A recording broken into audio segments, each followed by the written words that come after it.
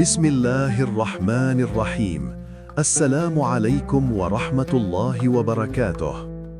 Segala puji hanya milik Allah Subhanahu wa Ta'ala, Tuhan semesta alam.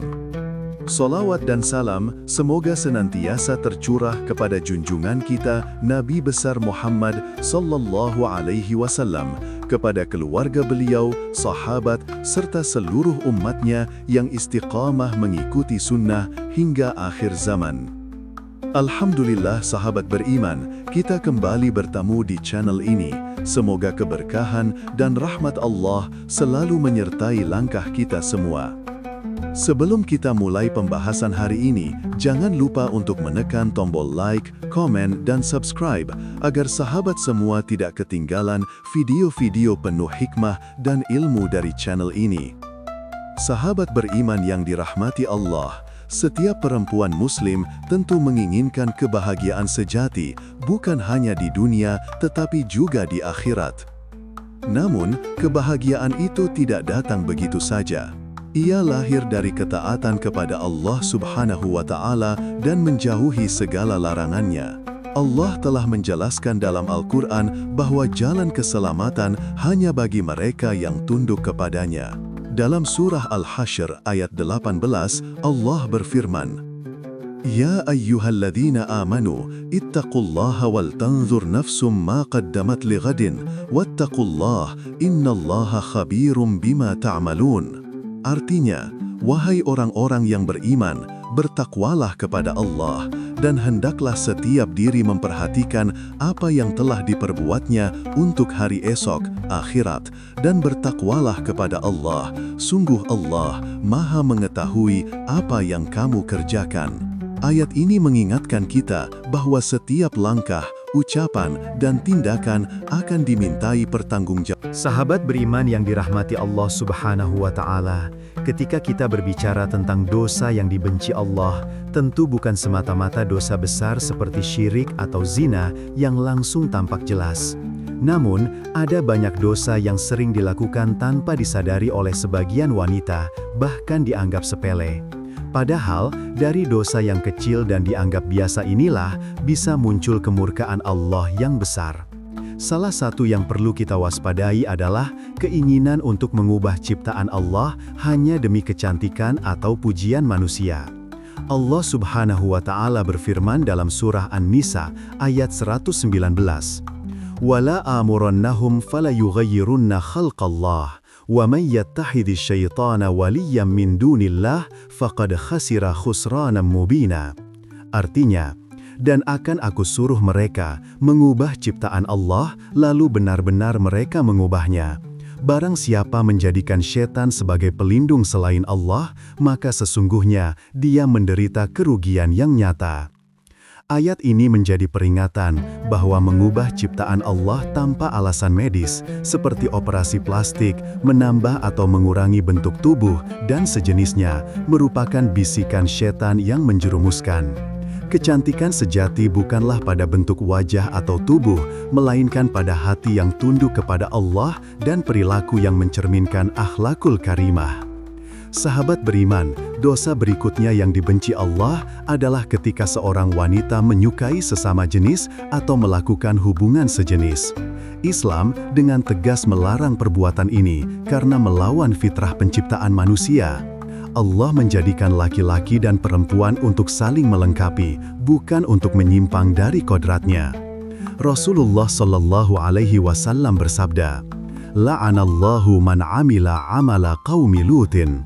Allah melaknat siapapun yang melakukan perbuatan kaum Nabi Lut. Hadis riwayat Ahmad. Laknat berarti jauh dari rahmat Allah, maka betapa besar dosanya jika seorang wanita justru bangga atau menormalisasi perilaku yang jelas-jelas diharamkan. Sahabat beriman yang dimuliakan Allah, dosa lain yang sering luput dari Sahabat beriman yang dirahmati Allah Subhanahu wa Ta'ala, perjalanan hidup seorang wanita memang penuh dengan ujian dan godaan. Ada kalanya seseorang ingin tampil lebih menarik, diakui dan dikagumi. Namun, jika keinginan itu membuatnya berpakaian namun telanjang, maka ia telah terjerumus dalam dosa besar yang sangat dibenci Allah. Rasulullah Shallallahu Alaihi Wasallam bersabda, Nisa'un kasiyatun 'ariyatun, mumilatun ma'ilatun, la yadkhulnal jannah wa la yajidna rihaha.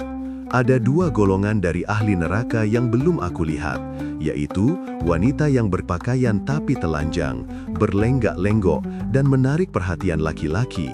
Mereka tidak akan masuk surga dan tidak akan mencium bau surga.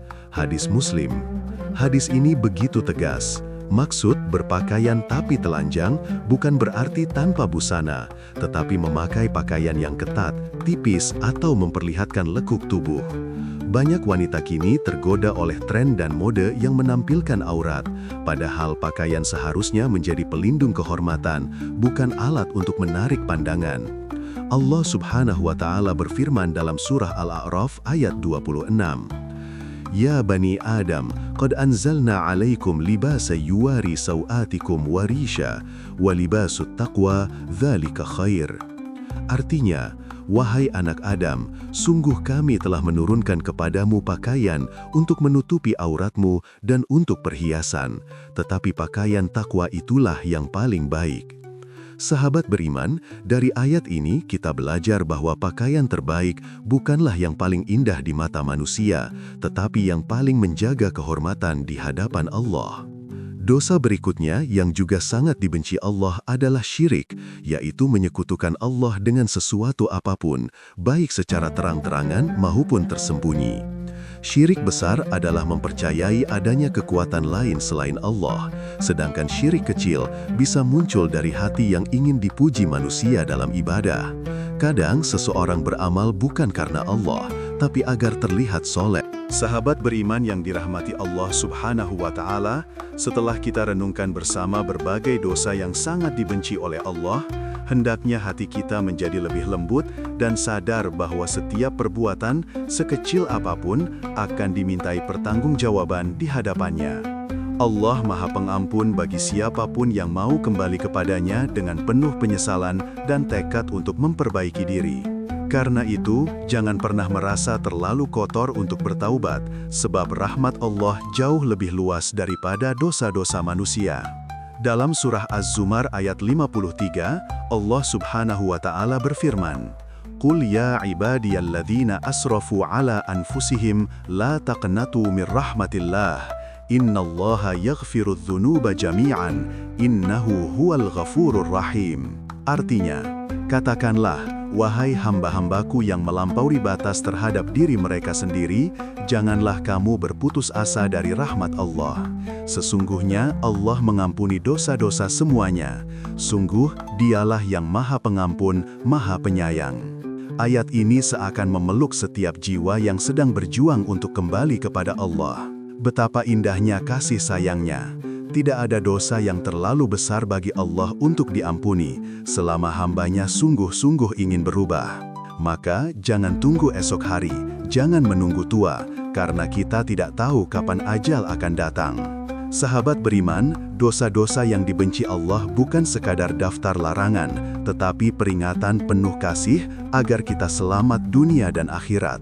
Wanita yang menjaga dirinya, menundukkan pandangan, menutup aurat dengan sempurna, berbicara dengan lembut, serta berbakti kepada suami dan keluarganya, dialah perhiasan dunia yang sesungguhnya.